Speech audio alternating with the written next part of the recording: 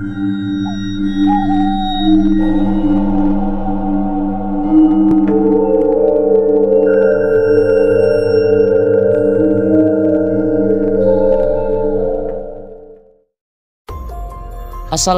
warahmatullahi wabarakatuh. Selamat datang kembali di channel Radio Angker, channel yang akan mengangkat sebuah kisah nyata, misteri, legenda, dan mitos. Kisah kali ini datangnya dari Tanah Garut yang berjudul Legenda Situ Bagendit. Sebelum kita memasuki kisahnya, buat teman-teman yang mempunyai kisah horor nyata bisa dikirim melalui email radioangker@gmail.com. Langsung saja kita dengarkan kisah berikut ini.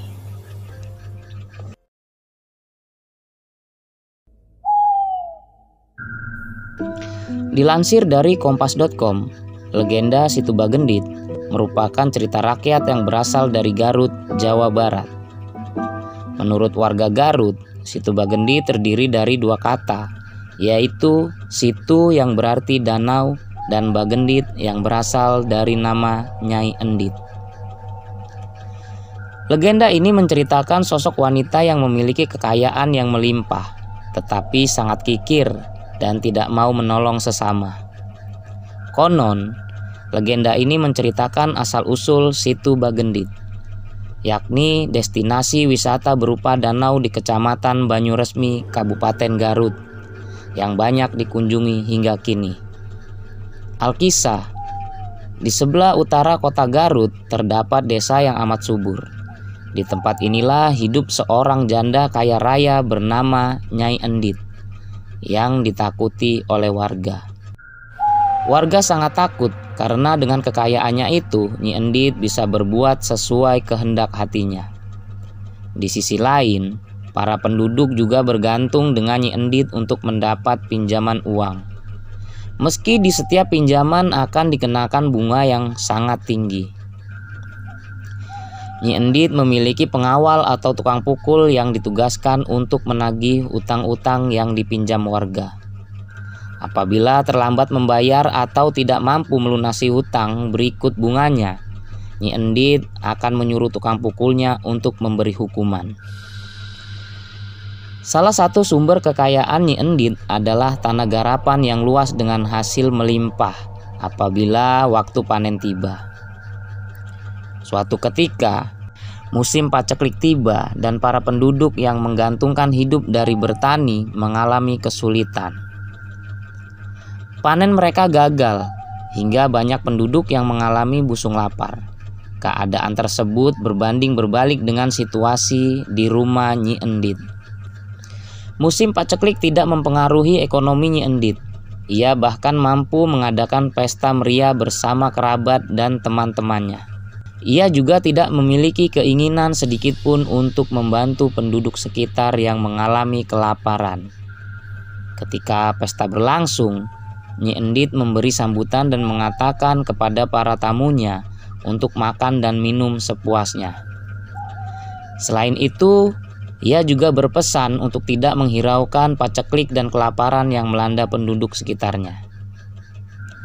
Padahal masyarakat yang mengalami paceklik dan kelaparan sampai mengais-ngais tempat sampah demi mendapatkan makanan. Saat pesta sedang berlangsung, datanglah seorang pengemis yang sangat ingin menemui Nyai Endit. Meski dihalangi oleh para pengawal, pengemis itu tetap ngotot ingin bertemu dan berhasil menerobos masuk ke halaman rumah Nyai Endit. Pengemis itu lalu mengatakan bahwa sikap yang dilakukan Nyai Endit sangat tidak manusiawi. Ia menganggap Nyai Endit sangat serakah dan kejam.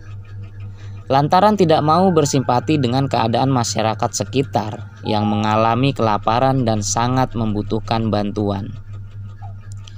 Mendengar perkataan pengemis, Nyai Endit marah dan segera memerintah para pengawalnya untuk segera mengusir orang yang mengacaukan pestanya itu.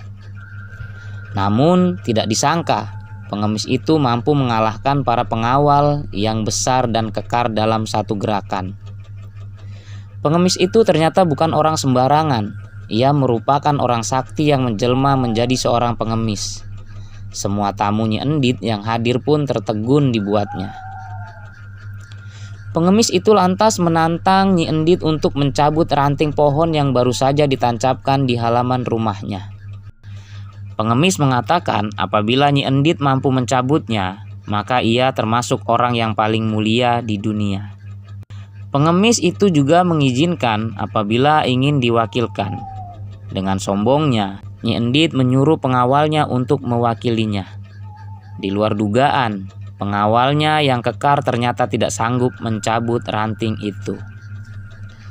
Namun ketika pengemis itu maju untuk mencabutnya, ranting tersebut berhasil dicabut dengan mudah. Tiba-tiba lubang di tanah bekas ranting itu keluar air yang sangat deras, sedangkan pengemis itu lenyap begitu saja.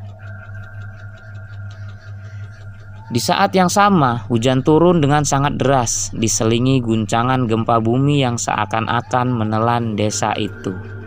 Dengan sekejap, desa yang didiami oleh Nyi Endit terendam banjir dan berubah menjadi danau, yang kemudian dikenal dengan nama Situ Bagendit. Konon di danau itu hidup lintah raksasa yang diyakini sebagai jelmaan Nyi Endit.